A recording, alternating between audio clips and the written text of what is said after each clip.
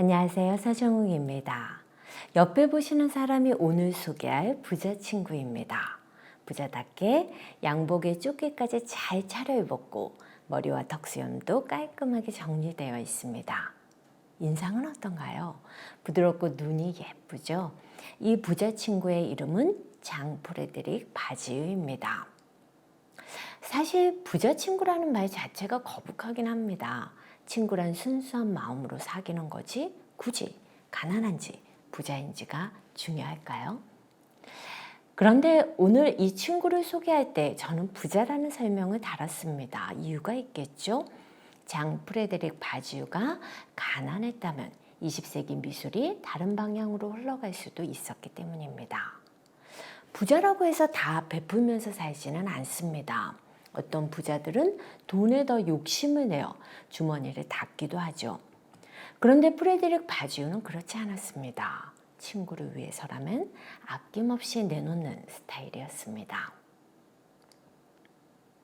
그렇다면 프레드릭 바지유처럼 좋은 친구를 갖고 있던 사람들은 누구였을까요? 인상주의를 연화가 마네, 모네, 르누아르, 시슬레 등입니다.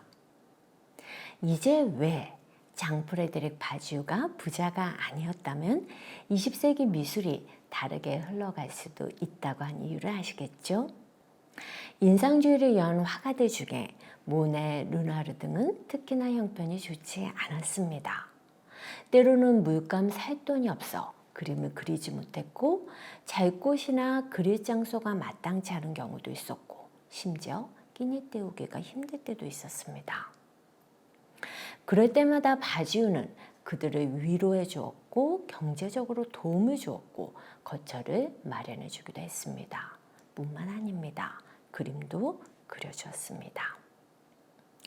즉석 야전병원입니다. 퐁땡블루 숲에서 그림을 그리다 부상을 당한 모네가 침대에 누워 있습니다. 왼쪽 다리를 다쳤군요. 정강이 부분이 벌겋게 부어올랐습니다. 개어놓은 담요 위에 다리를 얹어 약간 눕혔습니다. 그런데 다리 위로 항아리 같은 것이 줄에 매달려 있죠. 프레드릭 바지유가 만들어준 의료 보조 장치입니다.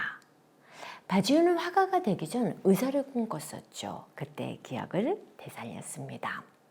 매달린 항아리에서 물이 조금씩 떨어져 아픈 다리의 열을 식혀주는 거죠. 젊은 친구들의 우정이 흐뭇하게 상상됩니다.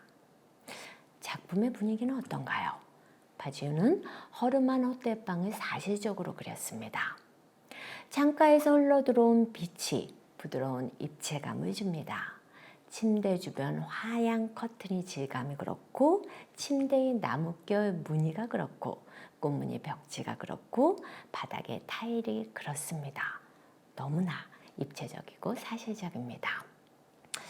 바지유의 담백한 성격이 보여지는 것 같지 않나요? 이번에는 바지유가 그려준 르누아르의 초상입니다. 르누아르는 두 다리를 구부리고 양팔을 무릎에 기댔습니다. 의자에 앉아있지만 바닥에 앉은 것 같은 포즈를 하고 있습니다. 얼굴을 보니 골똘한 생각에 빠져있군요. 다음 작품은 어떤 게 좋을까? 이런 건가요? 그 순간을 친구 바지유가 그렸습니다. 관심이 없다면 그리지도 않았겠죠. 이번에는 당시 그들 사이의 관계나 생활을 좀 더 알 수 있는 작품을 보여드립니다.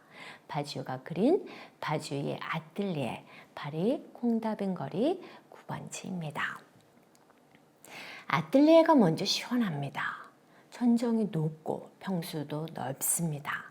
특히 한쪽 벽면에 큰 창문이 있어 활짝 열어놓는다면 빛이 쏟아져 들어올 것 같습니다. 너무 좋은 환경이군요. 아뜰리에는 친구들이 많이 찾아왔습니다. 오른편에 키가 크고 그림을 그리고 있는 사람이 바로 바지유입니다. 그 맞은편에서 지팡이를 들고 바지유와 대화를 나누는 모자 쓴 신사가 마네입니다. 인상주의 화가들 사이에서는 큰 형격이죠. 그 뒤에 줄무늬 바지를 입은 사람이 누구인지는 의견이 분분합니다. 클로드 모네라는 말도 있고 르누아르라는 말도 있고 자사리 아스트릭이라는 말도 있습니다. 셋은 작품에 대해 의견을 나누고 있군요. 이번에는 오른편 끝으로 가보죠. 피아노가 있고 신사가 연주를 하고 있습니다. 바주의 친구 에드몽 메트로입니다. 이번에는 왼편으로 가보죠. 2층으로 올라가는 계단이 있고 계단 중간에서 한 사람이 내려다보고 있습니다. 그 밑에는 걸터 앉아 마주보는 사람이 있습니다.